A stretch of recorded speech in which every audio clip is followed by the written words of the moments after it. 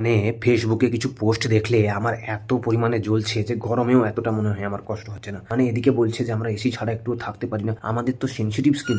আর সেদিকে ফেসবুকে পাতার পর পাতা পোস্ট করেই চলেছে গ্লোবাল ওয়ার্মিং হচ্ছে, পরিবেশকে বাঁচান, গাছ লাগান, প্রাণ বাঁচান। এদিকে বলছে গাছ লাগান, প্রাণ বাঁচান, সেদিকে গরমকালে 10টা গাছ যদি কেউ লাগায় তাহলে তার মধ্যে 5টা গাছ এমনি তো মরে যাবে।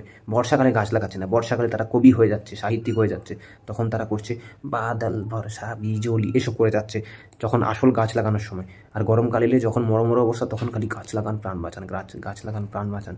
আর মাথা গরম হয়ে যাচ্ছে। এসি ছাড়া তোরা বাঁচতে পারবি না, মরে যাবি, সেটা ঠিক আছে, অসুবিধা নেই, কিন্তু তা বলে ফেসবুকে এরকম নাটক করার কি দরকার আছে? কিনা সবাইকে অ্যাওয়ারনেস দিচ্ছে, আরে তুই আমার দিচ্ছিস, তুই আমার মাথা গরম হয়ে যায় পুরো এইসব নাটক দেখলে।